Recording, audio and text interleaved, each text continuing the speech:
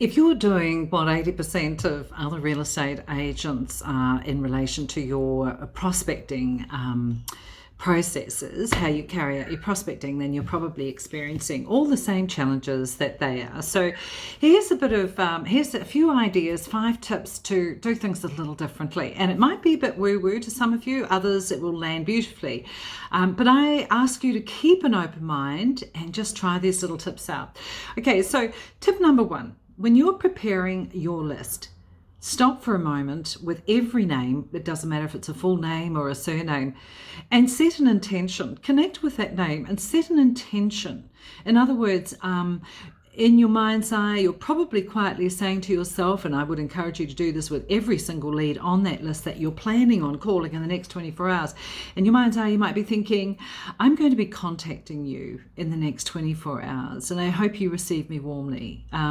So connect with each lead on the list and just set that little intention with each of those names, and it will just help to warm up that connection a little bit more before you actually pick up the phone. Now, when you are actually calling them, make sure you call them back within 24 hours if they don't pick up on the first call attempt. You've already invested that energy into that lead, so don't waste it. Tip number 2, door knocking. Now, it's not for everybody, I realize that, but I do encourage you to get into the street and become familiar with the neighborhood, familiar with the people and their dogs, familiar with any building going on, any other. And I'm not talking driving here, I'm talking getting out and walking the streets and just getting familiar. Now, at the same time, try and keep your face free of sunglasses and caps, because it gives them an opportunity to become familiar with you. And what you might find is the next time you do a letterbox drop that has your pretty little face on it, they may be less inclined to bin it because you look familiar to them.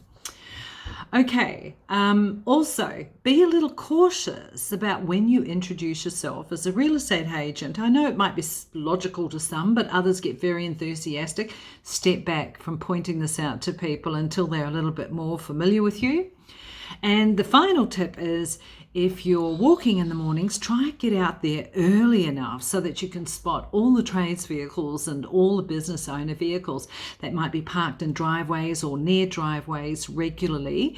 I think it would be safe to assume that those people probably live in those houses, and most vehicles of that nature have mobile numbers, landline numbers, and often their name or the name of the business on that vehicle. Definitely worth noting. Now, if you're discreetly snapping photographs of those vehicles, try and include the letterbox so that you've got some bearing of what street or what number of street you saw that person parked in. All these little things actually go a long way to building profiles, setting intentions, getting connection on a vibrational level with your prospects in the neighborhood. So I absolutely encourage you to try it. It's a little bit different, I know.